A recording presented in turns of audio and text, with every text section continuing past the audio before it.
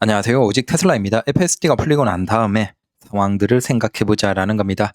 다른 것들 조금 하고, 자, 이건 중국에서 모델 YL의 외부 V2L용 소켓이라고 합니다. 그래서 미국에서는 지금 선으로 길게 되어 있는 연장선 형태로 있고, 그 다음 이런 형태로 짧은 형태도 있는가 봅니다. 요건 가격도 그렇게 비싸진 않습니다. 그래서 두 가지 형태로 사용을 할 수 있는 것 같다라는 겁니다. 그 다음 테슬라는 미국 공장에서 중국산 부품을 단계적으로 폐지하는 것을 추진하고 있다라는 겁니다. 궁극적으로는 이제 미국에서 어떤 정책적으로 아무런 문제가 없도록 그냥 중국산 부품 비율을 다 줄이겠죠. 근데 이게 어떻게 보면 더 좋은 것이죠. 물론 가격에서는 조금 올라갈 수 있겠지만 확실하게 다른 공급처를 만드니까 이건 기업 입장에서는 어떤 상황에서도 안정적으로 어딘가에서는 공급할 수 있기 때문에 참 좋은 것이다. 그 다음 테슬라의 AI5 출시, 삼성과는 AI6를 개발 얘기 나오고, 자, 이건 포르쉐의 주가입니다.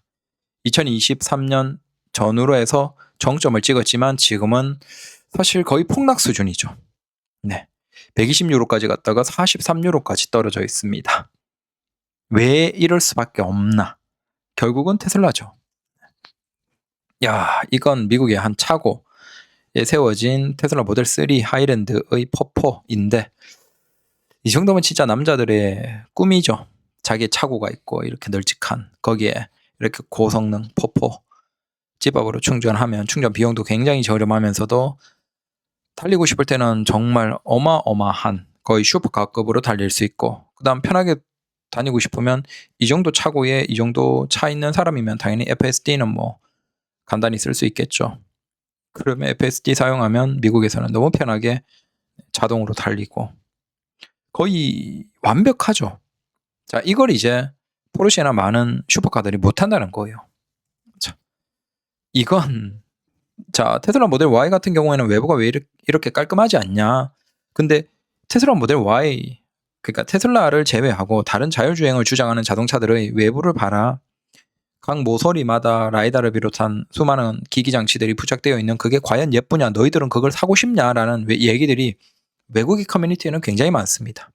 미국 같은데 커뮤니티를 보면 우리는 지금 웨이모를 경험 못하니까 모르잖아요. 근데 웨이모만 하더라도 외부에 덕지덕지 붙여놓은 걸 보면 도저히 내가 저걸 자가용으로 사서 타고 싶은 생각은 없다라는 거죠. 그러니까 테슬라는 깔끔한 상태에서 비전 기반으로 하니까 사실 외부가 디자인적으로 아무런 문제가 없죠. 거부감이 없죠. 근데 그 외의 모든 자율주행을 주장하는 혹은 연구 테스트하는 자동차들은 뭔가 외부에 종기가 난 것처럼 그런 게 너무 불편하다라는 얘기들. 특히 웨이모 차량 보면 외부에 그게 너무 불편하다. 주위에 눈에서 많이 보이니까 이미 많이 운행하고 있으니까. 그래서 그 레딧이나 이런 데 보면 그런 반응들이 굉장히 많습니다. 저렇게 라이다 덤이 달린 차들을 사고 싶지 않다라는 거죠. 참고로 요것과 관련해서는 결국 우리가 이 부분을 생각해 보면 될 것 같아요. 일론 머스크가 이미 이제 자기가 여러 차례 경고를 하면서 테슬라 FSD 라이선스를 여러 회사들에게 얘기를 해본 거죠. 근데 놀랍게도 전통적인 자동차 회사들은 가끔 연락을 해오긴 하지만 실현 불가능한 조건들을 내걸고 5년 뒤에나 극히 작은 규모의 파일럿 프로그램에 FSD를 도입하는 방안을 미지근하게 얘기하더라. 사실상 어렵다는 거죠. 저기 끝에 있는 저 공룡이 뭘까요? 저게 의미심장한 거죠. 그래, 전통적인 자동차 회사 니들 그런 태도라고? 한번 그렇게 해봐. 니들은 공룡이 될 거야 이거죠. 왜? 테슬라는 이미 길을 지나왔거든요. 테슬라도 한때 여러분들 그 테스트 하는 차량 중에서 라이다가 있었습니다. 중간중간에 우리가 예전에 막 오태하고 같이 그때 한참 봤을 때 예전에 그 과도기 시기에 테슬라도 뭘 기반으로 해야 될지 몰랐어요. 심지어 예전 차는 그냥 비전에다가 그다음 레이더 기반, 그러니까 레이더 기반에다가 레이더도 적극적으로 사용을 했죠. 근데 거기에서 데이터의 신뢰성이 낮아지니까 오히려 그걸 다 없애버린 거죠. 그래서 미국산 예전 차들 보면 센서가 다 있잖아요. 근데 지금은 센서가 다 없죠. 비전 기반으로 하니까. 그리고 중간에 과도기에 막 라이다 위에 지붕에 장착하고 모서리에 장착해서 테스트하던 차량들도 꽤나 보였습니다. 그래서 테슬라도 이것저것 다 테스트를 해본 거야. 어느 길이 맞는지를 해보고 결론을 짓고 여기까지 온 거다라고 보는 게 맞겠죠. 근데 글로벌 자동차 회사들은 이걸 지들이 못하는 거야. 그러니까 부품 회사들이 이런 식으로 일단 라이다를 달고 뭘 덕지덕지 많이 달고 이렇게 하는 식으로 하니까 글로벌 자동차 회사들은 거기에서 부품을 완성되면 공급을 받는 형태지 지들이 그걸 투자해서 개발할 자신이 없거든요. 못해요. 왜? 부품 회사들은 수많은 자동차 회사에게 공급이 되기 때문에 수요가 있어. 근데 일반적인 자동차 회사들 차원에서 이렇게 엄청난 투자를 해서 자율주행을 만들어봤자 다른 자동차 회사들이 그걸 안 쓴다는 거야. 경쟁사인데 그걸 왜 써요? 그러니까 답이 없는 거야. 아마 국내 자동차 회사도 주저하는 게 그걸 거예요. 지금은 과감하게 투자한다, 많은 돈을 투자한다라고 하지만 저는 100% 확신하는 게 그거 실패할 거라고 봅니다. 왜? 수요를 만들어내지 못하는 거예요. 다른 회사들이 그걸 경쟁기업의 그 기술을 왜 써? 그거에 맞춰서 범퍼 디자인부터 다 해야 되는데 결국 여기에서 미적지근한 것도 결국 그거예요. 자, 테슬라 형태로 카메라 비전 기반으로 하면 이제 다른 자동차 회사들이 디자인을 테슬라에게 다 맞춰야 돼요. 왜? 카메라가 가장 중요하고 그 카메라를 측면에 그 다음에 전면, 후면 뭐 이런 식으로 다 장착을 해야 되는데 그 장착 위치에 따라서 이걸 조정을 해야 될 거 아니야. 그리고 거기에서 작동되는 뭐 칩셋이나 뭐 형태들, 연결되는 구조들 그걸 다 테슬라에게 맞춰야 돼. 이게 일반적인 자동차 회사들이 지금 반자율 뭐 이톱스 많아봤자 지금 뭐 오톱스도 못 넣는 그 수준에서는 아예 해결할 수가 없는 거야. 그러니까 테슬라의 방식에 다 맞추려고 하니까 글로벌의 기존 자동차 회사들은 FSD를 도저히 받아들일 수가 없는 거죠. 미적지근할 수밖에 없는 건데 문제는 답이 없어요. 지들이 하지도 못하고 부품 회사들은 지금 못 만들고 있고 그렇다고 테슬라 FSD를 쓰자니 이건 진짜 차를 다 뜯어 바꿔서 테슬라처럼 차를 만들어야 돼. 오도 가도 못하고 있는 게 지금 글로벌의 자동차 회사다라고 보시는 게 맞다. 그래서 아니 국산 자동차 회사도 이제 뭐 엄청나게 조 단위로 돈 투자한다는데 금방 될 건데 몇 년 뒤에 될 건데 두고 보십시오. 절대 못합니다. 절대 못해요. 자, 그 테슬라 FSD를 거절하는 기존 자동차 회사들이 결국은 직접 개발에 어렵기 때문에 지금 유일하게 현실적으로 그걸 만들어낸 기업이 중국들밖에 없습니다. 놀랍게도. 그래서 지금 글로벌에 잘 나가는 자동차 회사들이 정작 중국과 기술 협업을 하고 있죠. EREV 같은 경우에도 뭐 중국의 기술을 적극적으로 도입해서 자동차들이 나오기 시작했고 답이 없죠. 그 다음에 자율주행 관련도 결국은 FSD 아니면 지금 중국 기술밖에 없습니다. 중국이 화웨이, 리오토, 샤오미, 뭐 BYD 이런 기업들 거 쓰는 거죠. 그러면 글로벌의 자동차 회사들이 더더욱 중국에 종속되죠. 자, 답이 없어요. 답이. 이제 FSD 그 영상들이 엄청나게 많이 올라오고 있죠. 그래서 그 영상들을 보면서 든 생각들을 한번 얘기해보죠. 일단 전방 주시하면서 핸들을 건드리지 않아도 된다. 주시만 하면 굳이 이걸 중간중간에 건드릴 필요가 없다라는 것이죠. 그 다음 전방 주시에서 부족하면 핸들 잡으라고 경고로 각성은 시킨다.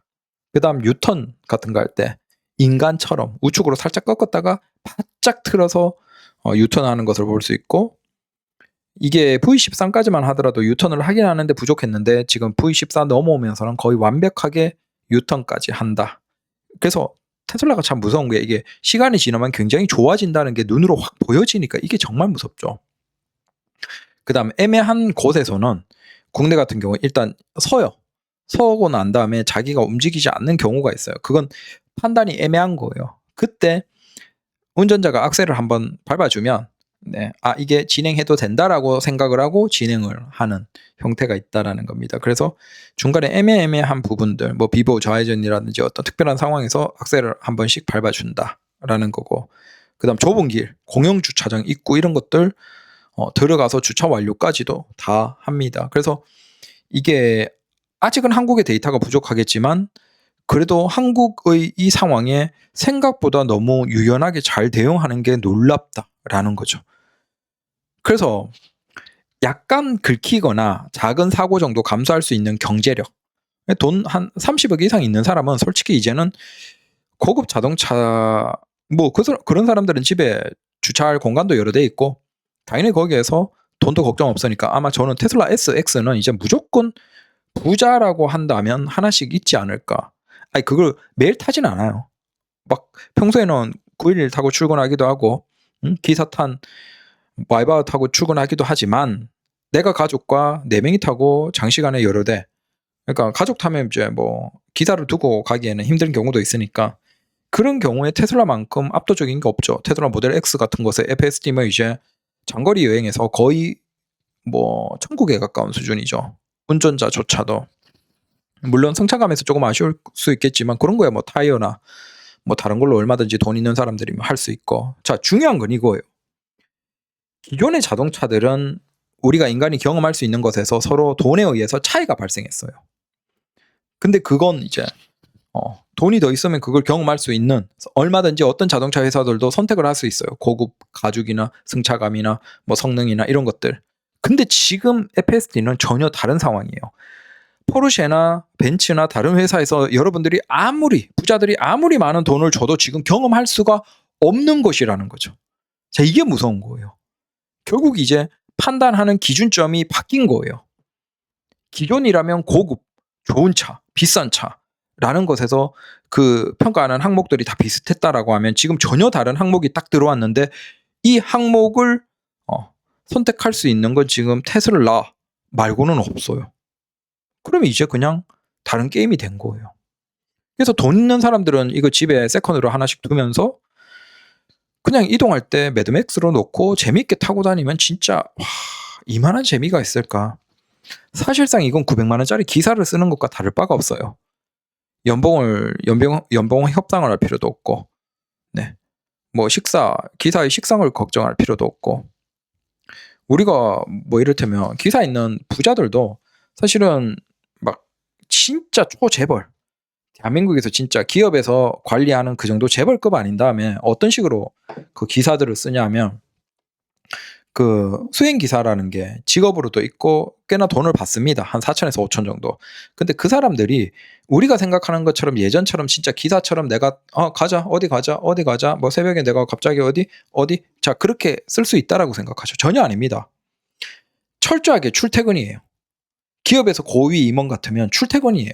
그 수행기사가. 그래서 출근 몇 시부터 시작해서 퇴근 몇 시까지 하고 주말에는 물론 쓸 수는 있지만 적극적으로 주말에 많이 써버리면 기사들이 그 임원이나 그런 회사는 안 가요. 수행기사들 사이에서 커뮤니티가 다 있거든요. 그러면 소문이 쫙 퍼지면서 그 회사는 기사를 제대로 구하지를 못하는 거예요. 그러면 계속 이제 기사를 구하긴 하는데 몇 달마다 기사가 계속 바뀌는 거야. 그 별로 모시고 싶지 않은 대표라는 거죠. 그래서 사실 꽤나 많은 그 돈 있는 회사의 대표나 그런 사람들이 기사를 쓰지만 그 수행 기사들 눈치를 보는 대표들도 꽤나 많습니다. 의외로. 가끔 보면 뉴스에 막 기사를 때렸다 이런 얘기들 나오죠. 그게 괜히 나오는 게 아니에요. 그 수행 기사의 눈치를 보거든요. 마음대로 못 써요. 근데 이 테슬라 FSD 같으면 어떻습니까? 자, 골프를 치러 간다 주말에. 근데 금요일에 저녁에 늦게까지 술을 마셨어.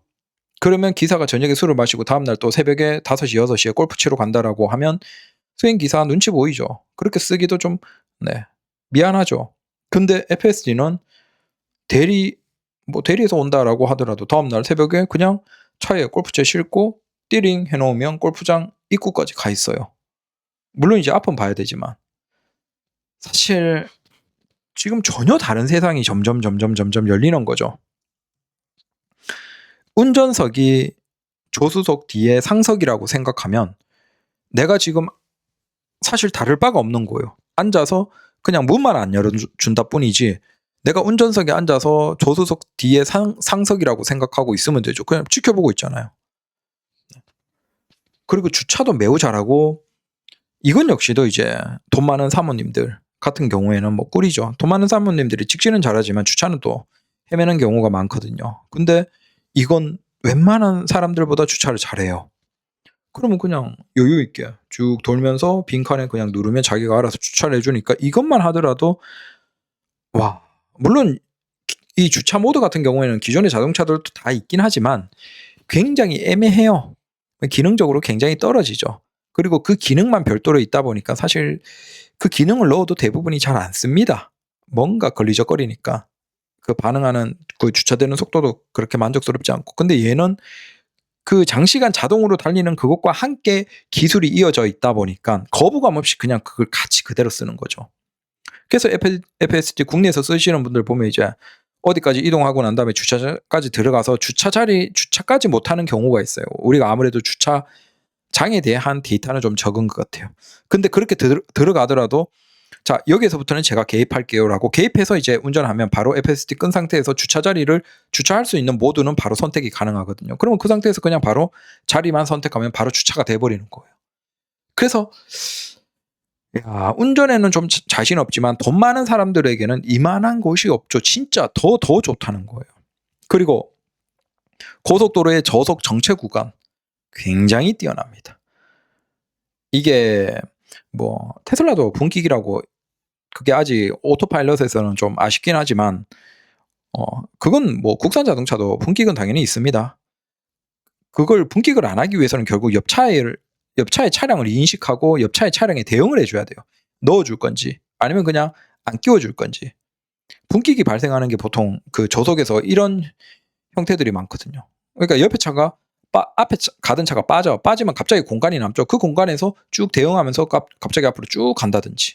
그다음 끼어드는 차를 못 보고 있다가 일정 범위 이상 딱 선에 넘어오면 그때 인식하고 갑자기 확 선다든지. 자, 이런 문제. 그러니까 자연스럽게 가면서 앞뒤 차의 속도, 그러니까 앞차의 속도 변화로 인한 분기건 요즘에는 굉장히 적어졌죠. 그 정도는 이제 웬만큼 만족스러운 정도까지 올라갔지만 끼어드는 차들로 인한 분기건 아직도 대부분의 자동차 회사들이 좀 허접합니다. 근데 이 FSD는 거의 완벽해요. 그러니까 주변을 다 읽고 있으니까 주변 차를 보고 얘가 들어올 거면 아예 끼워주기 위해서 속도를 천천히 자연스럽게 늦췄다가 다시 붙이고 빠지면 자연스럽게 또 앞차에 달라붙고. 와, 진짜 당연히 이렇게 되면 우리가 한국은 수도권에 몰려 사니까 고속도로 정체가 굉장히 심해요. 고속도로나 고속화 도로가. 어쩔 수 없이 뭐 그냥 남들 다 비슷하게 생활하면 출퇴근을 해야 되잖아. 그 고속에서 정체 구간이 굉장히 심한데 그 정체 구간이 이제는 음악 들으면서 너무나 행복하게 있을 수 있는 시간이에요. 물론 아직 컨텐츠를 소비하는 것은 문제가 있죠. 안 되죠. 하지만 지금 이 단계가 조금 더 발전하면 어느 시점에는 비감독형으로도 되지 않을까. 지금은 감독형이어야 되고. 근데 비록 감독형이라도 뭐 한눈 살짝 팔면서 뭐 화면 살짝 본다든지 아니면 라이브 방송 본다든지 뭐 컴퓨터에서는 그 모니터에서는 못 띄우지만 핸드폰 상으로는 뭐 유튜브 같은 거 틀어 놓는다든지 음악을 굉장히 시끄럽게 틀어 놓고 그걸 뭐 아주 편하게 감상하면서 나는 손발 풀면서 그냥 편하게 있는다든지. 정말 이제는 고속도로 가서 고속화 도로에서 정체 구간도 너무 행복한 시간인 거예요. 물론 이제 그 정체를 안 만나면 가장 좋겠지만 수도권에서 정체를 안 만든다는 건 말이 안 되는 거고 그 곳이 이제 다른 상황이 되는 거예요. 전혀 스트레스 받는 게 아니죠. 내가 운전을 안 하니까. 그러니까 이건 한국에서 안 팔릴 수가 없는 거예요. 물론 지금은 이제 결국은 한 1억 지금 최저가가 1억 3천이고 놀랍게도 이 FSD가 국내 쫙 퍼지고 난 다음에 엔카에 많이 올라와 있지는 않았어요. 근데 엔카에 올라와 있던 그 차량들은 매물이 싹 내려가거나 아니면 가격이 올라가거나 조정되거나 지금 그런 상황입니다. 왜? 수요가 달라붙으니까. 중고차는 수요에 따라서 그냥 가격이 움직이죠. 근데 지금 가격이 올라 버리니까 이 정도면 거의 신차 대비 한 2천, 그러니까 신차 1억 3천 얼마 주고 거기에서 FSD 900 주고 하는 그거 비교해도 한 2천, 2,500 정도 차이밖에 안 나죠. 그럴 거면 그냥 신차를 산다라고 하면서 신차를 계약하는 흐름인 것 같아요. 카페를 보면 중고 가격이 너무 비싸니까. 다만 이제 지금은 이제 신차 가격이 비싼 1억 3천대에서 가능하고 이게 만약에 뭐 미국산이 진짜 들어와서 한 5천대, 6천대에서 우리가 차를 구입할 수 있게 되면 이건 혁명이 일어나는 거예요. 수도권에서 자차로 출퇴근하는 사람들은 이걸 안 살 수가 없어요. 이 테슬라 FSD 5천, 6천짜리 차로 출근하는 것과 내 자가용 그 외에 일반 자동차 자가용으로 출근하는 건 피로도에서 넘사벽이거든요. 그래서 이건 5천, 6천짜리 차를 살 수 있는 사람이면 안 살 수가 없어요. 네. 와. 그리고 주차장에서 막 맞은편에 오는 차. 그래서 폭이 좁은데도 그걸 다 피했다가 차 앞대가리를 살짝 옆으로 꺾었다가 가게 해주고 다시 가고 막 이런 것들. 야, 보면서 그냥 소름이 끼치죠. 그래서 자동차 유튜버들 뭐 모토라인을 비롯해서 리뷰를 하면서도 다 공통적으로 얘기하는 게 그거야. 이건 안 살 수가 없다. 그리고 현대가 어떻게 해? 현대기아 분발해야 된다. 답이 없죠. 저 모토라인 12시간 영상. 자, 이 영상을 보면서 충격받은 사람들이 많을 거예요. 우리가 자동차 리뷰 같은 것들이 요즘에는 신뢰성이 굉장히 낮아요. 볼 필요가 없어요. 왜? 걔들이 시승회를 가는 거예요. 회사가 주최하는 시승회를 갔는데 와 이거 구려 이거 별로야. 야 이거 뭐와 비교해서 완전 별로야. 라고 할 수 있겠습니까? 못하는 거예요. 아니 광고 사실상 그냥 광고 찍으러 간 건데 거기에서 대놓고 어떤 얘기를 합니까? 그러니까 자동차 리뷰어들이 가는 시승 리뷰들마다 다 어때요? 다 그냥 칭찬이야. 그냥 아쉬운 부분 조금 있지만 언급하고 다 칭찬이야. 걔들이 리뷰에서 얘기하는 것만 보면 시승회에서 하는 것만 보면 차들이 다 좋아. 물론 요즘 차들이 다 좋긴 하죠. 근데 분명히 거기에서 소비자들에게 더 이로운 차가 있잖아요. 근데 그걸 까놓고 얘기를 하지 못하죠. 그래서 그런 시승 리뷰는 이제는 굉장히 뭐 객관적인 가치가 낮아졌다. 근데 모토라인에서 굉장히 재미있게 12시간짜리 영상을 그냥 올려버려요. 여러 뭐 인플루언서들을 같이 하면서 실제 그냥 가감 없이 12시간 라이브로 보여주는데 이 영상을 보면서 굉장히 많은 사람들이 충격을 받았죠. 그건 속일래야 속일 수 12시간을 어떻게 속여. 그 긴 시간 동안 놀랍게도 영상을 보시면 차가 이동하는 운전되는 중에 사실상 98에서 99%가 운전자가 개입을 안 합니다. 여러분들이 영상을 쭉 한번 보시면서 대략 한번 계산을 해보세요. 빨리빨리 넘기면서. 사실상 그냥 인간이 개입하는 게 1%가 안 돼요. 이미 이 정도까지 온 거예요. 근데 그건 뭐 속일 수도 없는 거죠. 그래서 미국에 풀린 그 FSD를 보고 와 대단하다. 저게 한국에 근데 그게 한국으로 왔고 야 한국에서 어렵지 않아라고 했는데 대부분의 곳에서는 어렵지 않구나라는 걸 깨달은 거죠. 그래서 제 생각은 이제 이 FSD는 한국에서는 거의 필수품이 된다. 돈 있는 사람들의 거의 뭐 필수품이 되면서 이제 자동차를 구입하는 데 있어서 판단 기준이 바뀌는 거예요.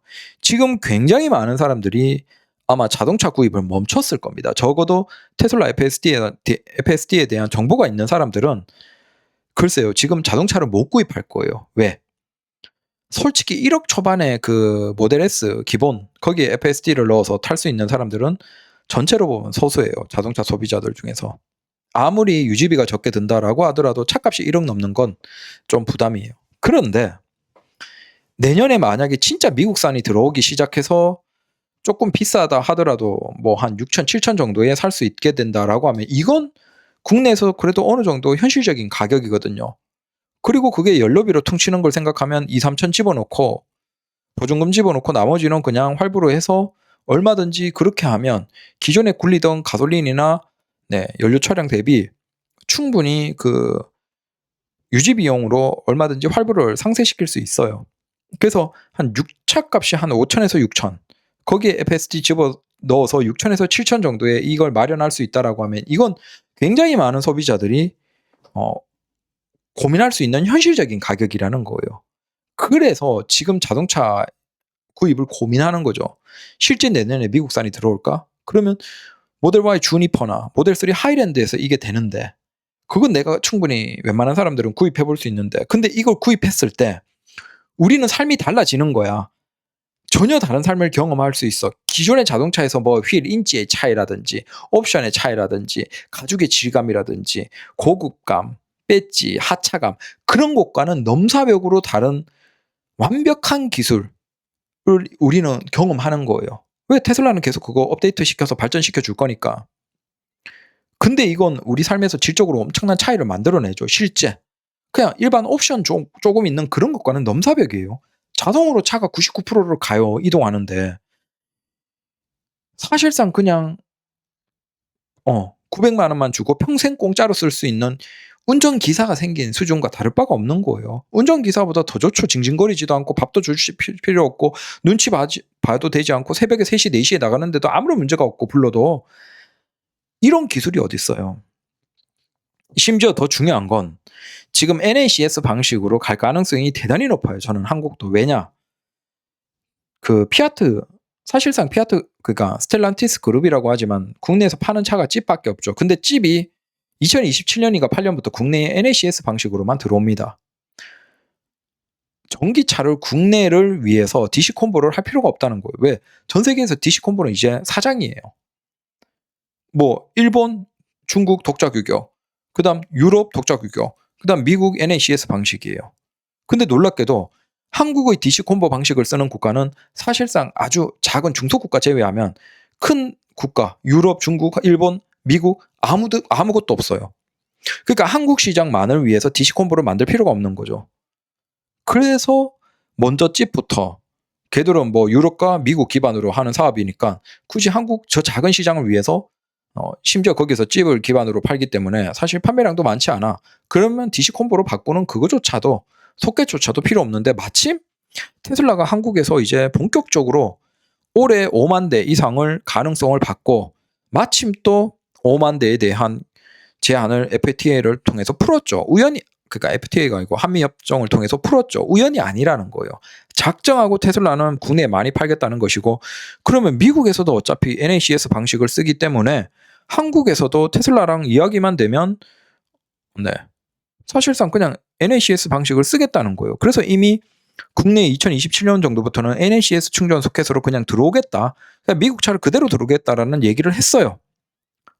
걔들도 거기에 해당되겠죠. 미국 생산 찝이면. 그런 이유가 있겠죠. 그러니까 국내에서 NACS 소켓의 자동차가 증가한다는 거예요. 반면에 DC 콤보 방식은 감소할 수 있겠죠. 그러면 미국산 다른 자동차들은 얼마든지 이 방향으로 갈 가능성이 높아요. 굳이 한국을 위해서 DC 콤보 한다는 거예요. 유럽 생산이나 유럽 차들은 달아야 되겠지만 미국의 자동차들은 소수이긴 하지만 안 달아버리겠죠. 그러면 어떤 게 있냐면 도요타 렉서스 있죠. 도요타 렉서스도 미국 생산 차량들이 많아요. 그건 어떻게 보면 역으로 한국으로 들어와 버릴 수 있어요. 그것도 그냥 NACS 방식으로 들어와 버릴 수 있어요. 어차피 미국은 지금 다 NACS 방식으로 가니까. 그래서 저는 아마 한국에 한 3년에서 5년 뒤에 충전 시장을 생각해 보면 NACS가 굉장히 비중이 커지면서 사실 DC 콤보의 미래가 어두워지고 DC 콤보 충전기의 증가 속도가 굉장히 더뎌지거나 감소하면서 오히려 NACS 시장이 폭발적으로 커지지 않을까라고 생각이 됩니다. 지금 테슬라가 누적되어서 증가하는 걸로 봐도 연 단위에 5만 대씩 증가하면 어마어마하게 증가하거든요. 그러면 결국 NACS가 폭발적으로 증가할 수밖에 없어요. 그러면 테슬라가 기본적으로 슈퍼차저를 깔고 그 다음에 민간 충전 사업자들도 지금 양팔령을 본격적으로 달기 시작했죠. 결국 시간이 가면 NACS를 무시할 수가 없어요. 충전 시장에서도. 결국 테슬라가 굉장히 타기 좋아져요. 그러니까 지금 테슬라가 좀 기다리다가 내년에 만약에 진짜 6천, 5천만 원대에 FSD 탑재할 수 있는 미국산 차가 들어오면 그걸 산다? 그건 한 10년, 15년 타는 데 있어서 충전 환경도 계속 좋아지고 그 다음 FSD 발전하면서 운전에서도 굉장히 좋아지고 자, 이 엄청난 미래의 자동차에서 대변화 직전에 있는 거예요. 자, 이걸 깨달은 사람들이 지금 차를 구입하는 걸 멈추는 거예요. 그리고 지금 가장 미안하지만 우리가 표현할 건 표현해야 돼요. 가장 무식한 인간들이 국내 자동차, 국산 전기차를 사는 애들이에요. 국산 이미 이제 그냥 이해가 안 되죠. 난 사실 참 이해가 안 돼. 4천, 5천, 6천을 주고 국산 그 전기차를 심지어 이미 구형이 되어버린 예전의 방식인 그 차를 대대적인 그 플랫폼의 변화가 있는 그 차를 지금 구형을 산다는 게 참 이해가 안 되면서도 저렇게 돈을 낭비하는 인간들이 많으니까 한국에 이렇게 버블이 가득하지 라는 생각도 들고 근데 그 사람들 중에서도 결국 이 구조를 이해하면 아마 상당수는 지금 전기차 구입은 멈출 거예요. 그리고 내년의 상황을 지켜보면서 테슬라 쪽으로 적극적으로 기울지 않을까 생각을 해봅니다. 그래서 지금 이건 어마어마한 변화다. 사실 FSD 없어도 5,299만 원으로 국내 시장 초토화시켰거든요. 단일 차종으로 2위까지 올라갔고 수입차는 압도적으로 1위 하고 있고 그다음 전체에서도 굉장히 많은, 자, 이 정도까지 이미 국내에서 파급력을 보여줬는데 놀랍게도 이건 FSD가 없을 때여요. 그럼 내년의 상황은 어떨까요? 말할 것도 없겠죠. 그래서 대변혁이 온다. 국내 자동차 구입 시장에서 글쎄요, 이제 정상적으로 머리 달렸으면 테슬라 5천만 원, 6천만 원대 차량 수입을 기대하면서 FSD를 사용하는 것을 첫 번째로 기다리지 않을까라고 저는 생각을 해봅니다. 그게 난 정말 싫어라는 사람들은 몰라도 그걸 포기하고 그냥 일반적인 국산 전기차나 국산 자동차를 산다? 우리가 절대 인간이 보면 편리한 쪽으로 진화해 나가요. 삶을 바꿔가죠. 절대 스스로 불편한 쪽으로 가는 사람들이 없습니다. 수동 자동차 지금 있습니까? 수요가 거의 없으니까 안 만들잖아요. 물론 소수의 그 오래된 차들, 수동차들을 모는 사람들이 있지만 보유하고, 그건 극소수고 불편함으로 인간은 절대 못 가요. 무조건 편리함을 추구합니다. 근데 이 어마어마한 운전의 98%, 99%를 안 해도 되는 이 기술이 현실화됐는데 이걸 모른 척하고 그냥 내가 운전 계속해야 되는 전통적인 자동차를 산다? 글쎄요. 전 그런 사람들이 이제 급격히 이걸 알아버리면 접하면 접할수록 낮아지지 않을까. 결국 사실상 국내 자동차 시장은 끝났다라고 생각이 됩니다. 감사합니다.